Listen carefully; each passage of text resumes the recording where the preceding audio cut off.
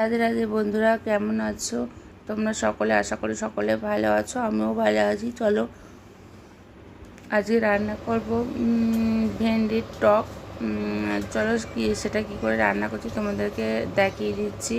ভেন্ডিটা ভালো করে গোটাই ধুয়ে নিয়েছি, তারপরে গোটা ধুয়ে দেখো ভালো করে হচ্ছে দুপাশটা কেটে মধ্যখানটা দিয়ে একটু ফেলে নিচ্ছি।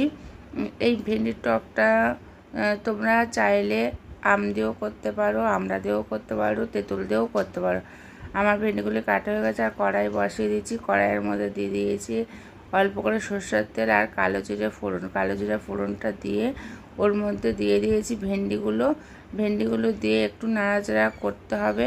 মানে ভেন্ডিগুলো খুব একটা লাল করবে না, দেখতে ভালো লাগবে না, তাহলে ভেন্ডিগুলো সবুজই থাকবে দেখতে, তবে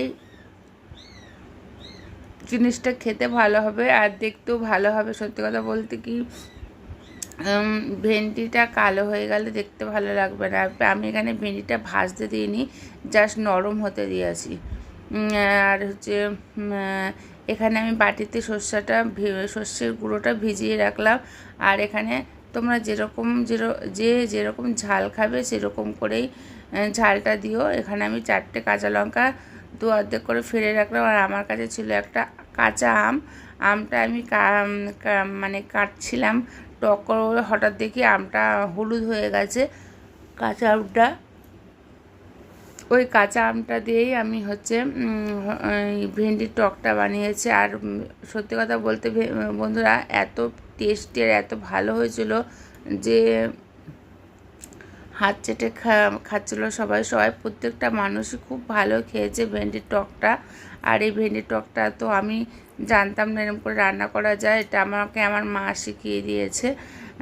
আমার মা বলে এরকম করে রান্না কর, তাহলে দেখবি খেতে খুব ভালো হবে। তো মায়ের কথা মতনই আমি ভেন্ডির টকটা শুরু করলাম।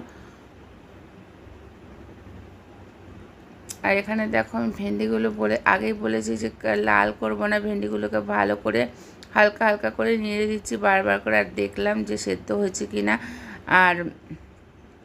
আর ওখানে তো দেখলে তোমরা আমি হচ্ছে সর্ষে ভিজিয়ে রেখেছি। সর্ষের গুঁড়ো থাকলে সর্ষের গুঁড়ো আগের থেকে ভিজিয়ে রাখতে হবে। আর আমি একটু অল্প করে লবণ আর একটু হলুদের গুঁড়ো দিয়ে দেবো ওর মধ্যে, মানে ভেন্ডিটার মধ্যে দিয়ে নাড়াচাড়া করতে হবে। ভেন্ডিটা কিন্তু কালো হলে চলবে না, ঠিক আছে? কালো মানে অনেকে ভাববে যে ভাজা করতে বসিয়েছে, লাল করে ভেজে নেবো। আসলে আমি ভাজা বসাইনি, এটা আমি নরম করতে বসিয়েছি। দিয়ে আমি বারবার একটু করে নাড়ছিলাম, কারণ জানি এক ধারও লাল না হয়ে যায়, লাল করলে হবে না। এবার আমি ওই আমটা কেটে নেব। আমটা এত সুন্দর, আমটা সত্যি মানে লাল হয়ে গেছিলো, কিন্তু আমটা টক ছিল, ভালোই টক ছিল আমটা। মানে আর খেতে এত ভালো হচ্ছিল যে ধারণার বাইরে, জানি না।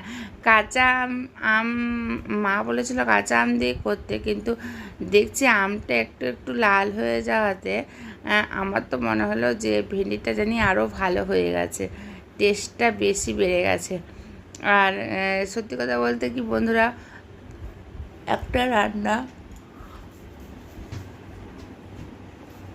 যখন মানুষ করে, হ্যাঁ, হচ্ছে রান্নাটা খুব ভালো হবে এই হিসাবেই করে, যে রান্নাটা যাতে খেতে ভালো হয় আর সবার জানি পছন্দ হয়, এই হিসাবেই করা হয় রান্নাটা। সেই আমি একদম বলেছি, আমি একদম হালকা করে সর্ষের গুঁড়ো দিয়েছি, মানে একটা ছোট সর্ষের গুঁড়োর প্যাকেটের হাফ দিয়েছি আমি। তোমরাও এরকমই দেবে, হালকা করে সর্ষের গুঁড়ো দিয়েছিলাম। আর ওই যে আমটা মানে একটু মানে লাল হয়ে গেছিলো বলে আমটা নরম হয়ে গেছিলো, উপর দিয়ে শক্তই ছিল কিন্তু ভিতর দিকে নরম হয়ে গেছিলো আমটা।